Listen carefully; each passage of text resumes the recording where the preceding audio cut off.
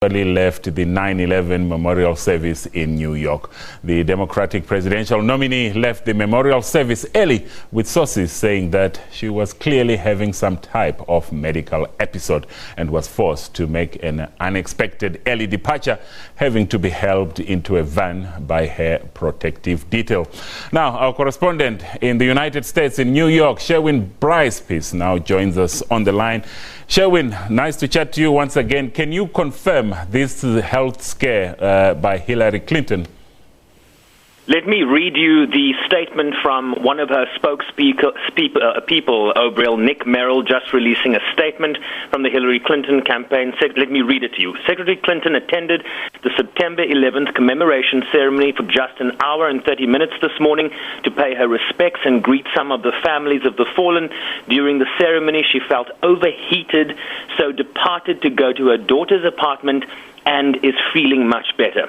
So that's good news if we can confirm that from her campaign. But what we can also tell you, Obril, is that from sources at the scene that her knees buckled and she lost a shoe as her protection detail helped her into her vehicle. So clearly she wasn't feeling well. She was attending the ceremony with a number of dignitaries, including her rival Republican nominee Donald Trump.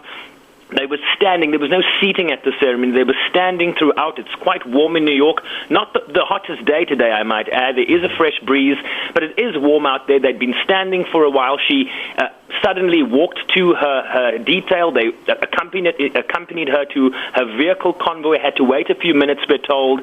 And then apparently, according to sources at the scene, her knees gave way. She was helped into the car. Many thought she might have been rushed to a hospital. This statement now confirming that she was taken to her daughter's apartment and is feeling much better, according to that statement. Now, Sherwin, the Trump campaign has always maintained that Hillary Clinton has a health problem. Now, this latest episode, does that feed into that speculation? Well, I guess conservatives will be gleefully salivating at this news.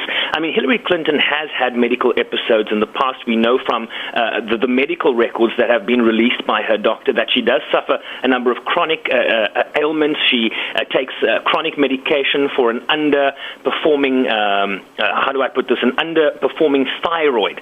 So an underactive thyroid gland. She takes medication for that chronically, which means on a regular basis. And also she's on blood-thinning medication, Obril, after suffering a number of clot episodes. Most recently in 2013, she suffered a concussion. She was wearing sort of double vision spectacles. I think you'll remember famously during that Benghazi probe in Congress, she was wearing very thick glasses during that probe on Capitol Hill. So she has been upfront about the medication that she is taking, but the doctor also saying in that release that she was fit to run for president. But clearly conservatives will pounce on this, and we'll see this narrative now being perpetuated, I think, in the days and weeks ahead. But will it have any, could it possibly have any impact when we talk of the election prospects for the Clinton campaign come November? As you well know, Obril, we live in a 24-hour news cycle. Cable television needs every little crumb they can get. This is an election campaign that has now been running close on 2 years, the longest I've ever seen in a U.S. presidential campaign heading to the election. So clearly every morsel will be dissected by the media we have in this country, and certainly around the world. It will become an issue. There's much concern. People running for office, candidates running for office often release, like they do their tax returns, their medical records, and you want a commander-in-chief that is fit for purpose. So you will see that narrative emerging, whether it would impact on the polls. Remember, there are a number of factors in this election, including a Republican nominee that is highly unpopular among a large portion of this electorate. It remains to be seen how this will play out and whether it will initially affect the polls and certainly her standing come November 8th. And quickly, Sherwin, is there any reaction at all at this stage from the American public? Well, on Twitter, everyone reacts very quickly depending on which side of the political dividing line you find yourself on. We haven't heard anything from, for example, Donald Trump, who is a vociferous tweeter.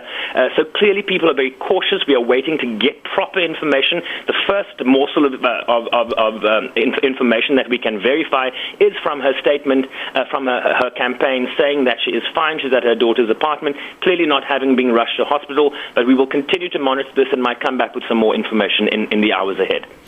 Thank you very much. That was our correspondent in New York, there, Sherwin Bryce-Peace. Now, Muslims across the world celebrate the Eid al-Adha, or the festival of